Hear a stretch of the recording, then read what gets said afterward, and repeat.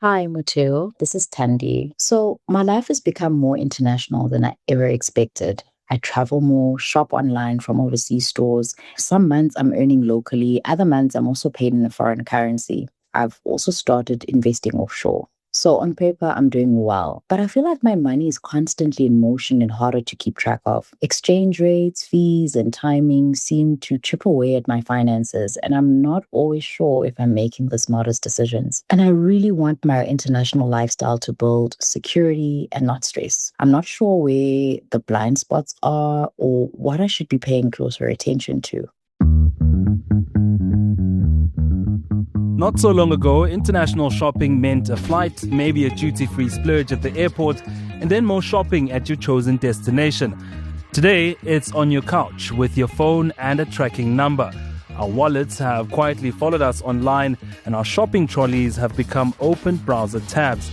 Welcome to Everything Counts, the podcast where we're frank about money and the conversations we should all be having: how to save it, how to spend it, how to grow it, its pitfalls, and how to make it work for you. Hello, my name is Motheo Khoaripe, the host of Everything Counts. In this episode, we're unpacking how South Africans are spending in a world where the shopfront is likely to be in Shenzhen or Sheffield as it would be in Sandton.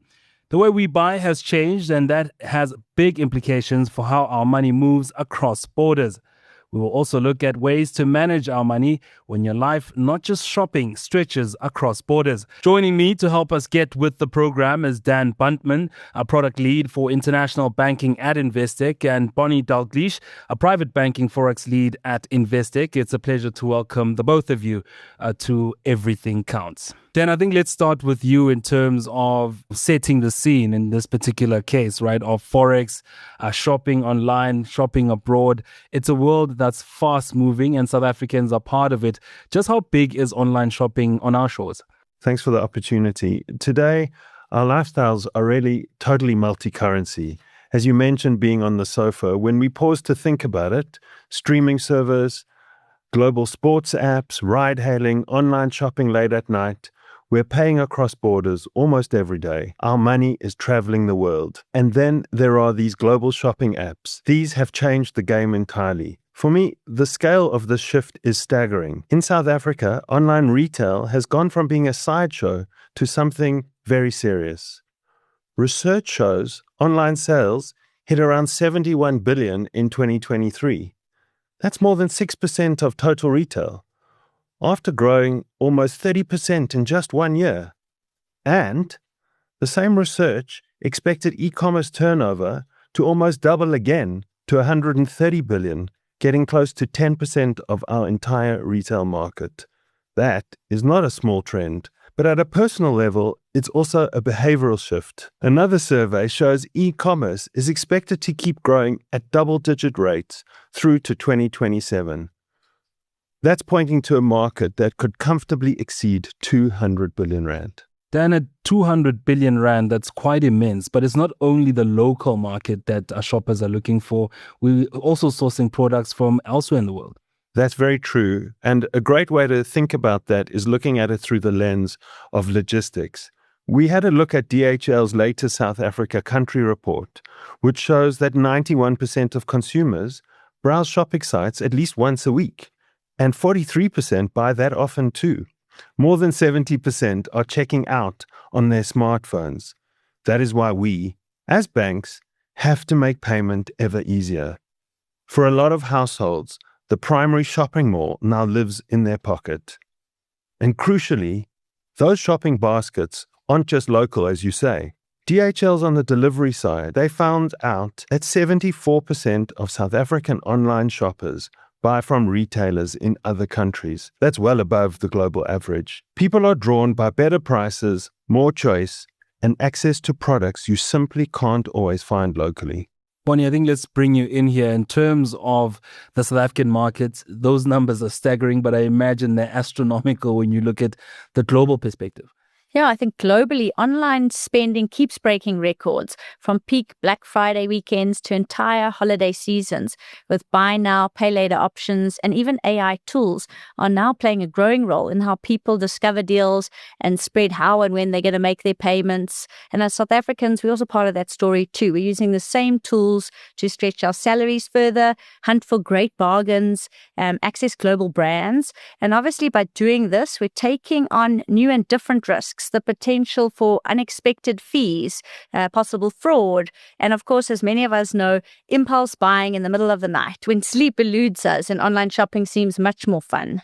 When we look at this entire perspective, then, Dan, we're looking at a world that's fast-moving, which means banks also have to respond to that. The behavioral way that we're spending on our phones these days, how does that world adjust, that is the banking world, to this fast movement of currency, and also how we shop lately? I think, linked to what I was saying earlier, we also have to focus as banks that payments have to catch up to behavior. And none of this would happen without payments keeping up. The Reserve Bank's payment study highlights how quickly cards, banking apps, e-wallets have grown, and how they've made it almost frictionless to pay on any site in any time zone. We've reduced the remaining friction even further. We'll come back to this later, because I had one of those moments recently where the tech just quietly worked in the background, and it really brought the multi-currency simplicity world to life for me. Now we turn to what happens to your money when your life itself stretches across borders. And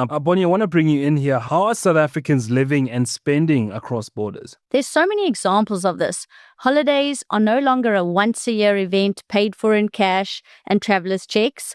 Our younger listeners are probably thinking, what are travelers' checks? Luckily, you'll never need to know about them or use them. Holiday accommodation and tours are booked online months in advance, or even 2 minutes before you reach your destination. They're paid for in foreign currencies, often managed through apps on your phone whilst you're on the move. Bon, you make such an excellent point. What's core to the functionality of multi-currency pockets and the multi-currency private bank account is to give clients the options of an instant booking and planning in advance. And some of the other examples that we do see is thrill seekers, people who are looking for once-in-a-lifetime bucket list experiences overseas. Digital nomads, they're earning in one country, living in another, and spending across several countries all at one time. You might see South Africans working abroad while supporting families back home. They have the challenge of juggling exchange rates, transfer fees, and several different banking systems. On the increase is also children having the opportunity to study overseas, and parents are funding school fees, rent, and offshore living expenses. And lastly, there's investment. As global uncertainty grows, South Africans continue to look beyond our borders to diversify our investment portfolios, protect our purchasing power, and access offshore opportunities.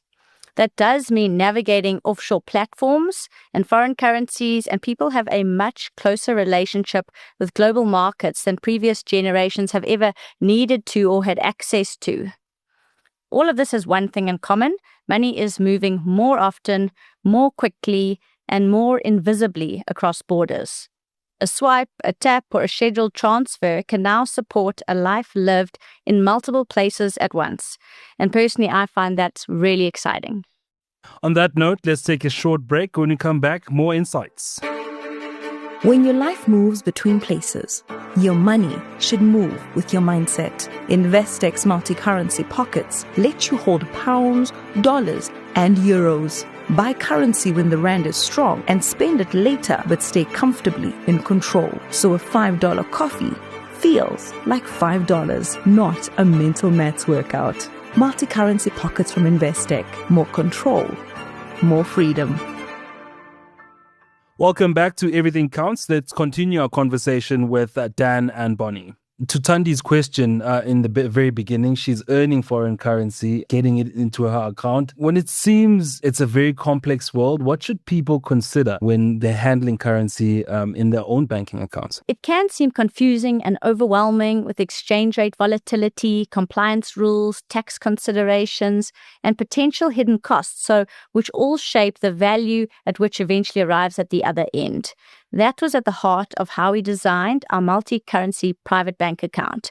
We wanted the seamlessness of one card simplicity, and you're saving 2.5% when using your pockets. South Africans, I think, are pretty savvy when it comes to currency. What we're seeing more and more often is clients are wanting the freedom to buy foreign currency when the rand is strong, even if they don't need to spend it immediately. Instead of waiting until that exact moment when you need to pay for something offshore, our clients are separating those two decisions. First, you're converting from rands into dollars at a level that you're happy with. And then later, when the time comes to spend, whether that's when you're traveling, online purchases, any of these subscriptions, the dollars are already sitting there ready to use. Right now, with the rand also trading at some of its strongest levels that we've seen in the last 3.5 years, we're seeing a lot of clients step into the market and buy dollars at what they see as attractive levels. It's funding your foreign currency pocket in advance. And I think the beauty of this approach is flexibility. If when the payment is due, the rand is strengthened even further, clients still have options. They can convert more at those better levels instead. Or if the rand is weakened, they're protected because they bought their dollars and locked in the rate a few months before. Dan, when I listen to that, it's a whole different world. I mean, a few years ago, I was staying in Turkey and I always had to calculate on my calculator what the currency would be doing. Firstly, with the rand sending money back home and also with me spending on my card. But these days, the innovation has fast-paced and we're living in a world where you can manage that currency without having to worry. To meet the need of what clients want and do, we conceptualize what would be the next step in making clients' lives easier. Banks have always enabled people to transact globally. Credit cards, as you mentioned, made that relatively simple years ago. But what has changed is our clients' expectations. People don't just want access anymore. They want simplicity. Every so often, something comes along that looks just like an upgrade until you use it and realize the landscape has changed entirely. You spoke about the shift for foreign money. How has Investec contributed to this shifting landscape? Traditionally, going global meant juggling different accounts, multiple cards, and a wallet of foreign banknotes. Your money, your time, your energies end up scattered everywhere, like traveling with multiple wallets just to make one trip work. In fact, I recall I used to have a physical dollar wallet, a physical euro wallet, and a physical sterling wallet when I traveled. So we asked ourselves a very simple question. Why should money get more complicated just because you cross a border? How we answered that is we built what we call multicurrency pockets, integrated into the private bank account. It's the same one card, one account that you used to, but inside it, now we have multiple stores of values. Dollar, euros, pounds, all sitting side by side and easily accessible. Behind the scenes, our radical new technology called intelligent routing does the thinking for you. No forced conversions, no awkward prompts, no second guessing, making life simpler for you. I want us to unpack the intelligent routing. I think that's the part of the bits of the technology that really excited me. The fact that you could pay and it would realize the source of where the currency is firstly either coming from or going to, and would pick from your wallet to pay for that particular transaction instead of you sitting there and trying to figure it out yourself. What a great question. Thank you. Yeah, I'm really excited about that piece of technology that we've managed to build. Simplistically, what happens is when you're using your card, on our side, we recognize what the source currency of your transaction is, and we then go and check your bank account situation. And if you have sufficient funds in the currency of the transaction, say you're buying something in dollars, if you have enough dollars in your pocket, we automatically take the dollars from your pocket to pay for the transaction. But we would never leave you in the lurch. So what intelligent routing then does is says, but if I don't have enough dollars, even if I've got an open and funded pocket, it immediately knows to go look at your RAND balance where you have your credit limit and seamlessly perform the transaction from there. That's why I say the card does the thinking for you. So in a sense, this would allow you then to even plan weeks and months ahead so you avoid those currency fluctuations. You don't have to worry about that. If I have money in my wallet, whether in pounds or dollars, I would then wait for that particular time where I need to spend it. Exactly. And the way I like to think about it is what we've enabled is for our clients to be able to separate the acquisition or purchase of foreign currency with the actual transaction, so that if you want to, you can transact and fund your transaction at the going rate on the day, or if you prefer, you can plan in advance and make sure that your pocket is full with the relevant amount of budgeted currency to transact while you're abroad or online for that matter. Dan, I agree with what you're saying. Convenience and simplicity is all about options. To make banking more convenient and simple, we need to give clients options for when the situation arises. It's our job to enable you, and the decision is always yours. Dan, somebody listening to this podcast and this conversation would be thinking, I already have a bank account. Why would I need multi-currency pockets? What would you say is the benefit of having this function? So I think the first part links back to what I was saying about revolution. On the face of it, you may say, it all works for me. But the way transacting and banking has evolved is to make, as Bonnie just said, your life as a client easier and simpler.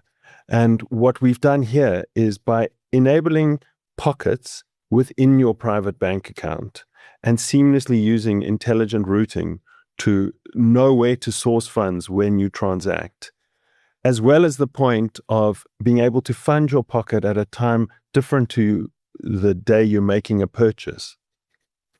We believe we've given clients the functionality that really steps away from what our competitors have done. Some of our competitors, if you're traveling to America, Europe, and the UK, you have to travel with your Rand cards and your currency cards. That means you've got to walk around with 5 different pieces of plastic and know which one to pull out at the appropriate time. With our solution, you tap your one card, the card you use every day, in SA or online, and we do the thinking for you. Dan, what would you say has been the uptake? Because whenever there's a technology, a new one, there's often people that will be reluctant to start using it, and those that want to play around with it.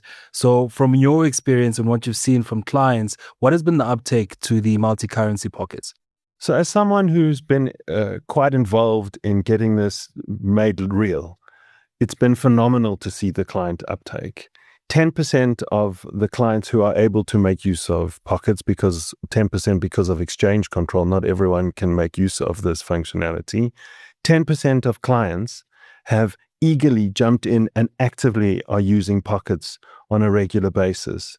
On top of that, close to 25% of eligible clients have opened a pocket, showing a real engagement in what we've done. There's so many practical use cases, which is what is driving this client uptake. Clients can use pockets for online shopping, subscriptions, travel, budgeting, and gradually funding future purchases or holidays. Another win for clients is overseas cash withdrawal with no transaction fees from Investec.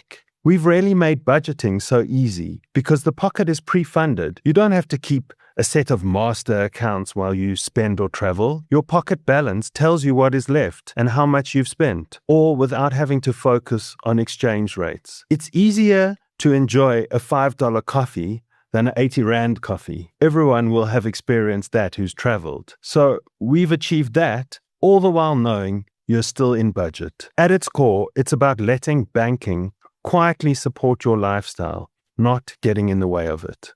Dan, that's such a good point. One of the great things that I experienced myself when I was in Europe last year was I've used my pocket. I'm now in a different country and I'm needing to top it up. I'm at the till trying to make a payment in Europe, and I can quickly, at the click of a button, just increase and fund and tap my card. Thanks, Bon. That's really exciting to hear. And we've heard that from other clients as well. It was one of the experiences we designed for in conceptualizing and building this.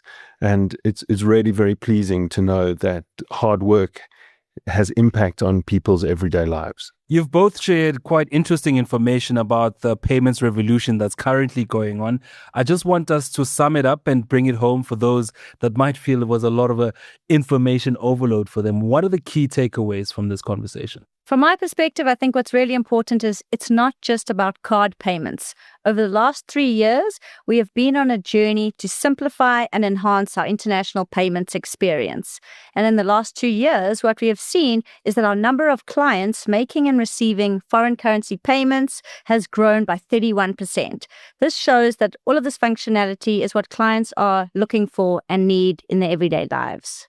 We are always looking at our clients' needs, and we're continually enhancing the multi-currency pockets. A great example, which is almost here, is that we're adding the ability to pay and receive international electronic payments and lots of other features. For me, this isn't about making foreign exchange slightly easier. It's about removing it from the mental load altogether. When money fades into the background, this is our quiet revolution. People get freedom to travel, freedom to shop, budget, and freedom to live globally without constantly thinking about currency and exchange rates. Thank you to Dan and Bonnie for a very insightful discussion. Join us next time here on Everything Counts. The views expressed are those of the contributors at the time of publication and do not necessarily represent the views of the firm and should not be taken as advice or recommendations. Investec Private Banking, a division of Investec Bank Limited, a registered credit provider committed to the Code of Banking Practice as regulated by the National Financial Ombud.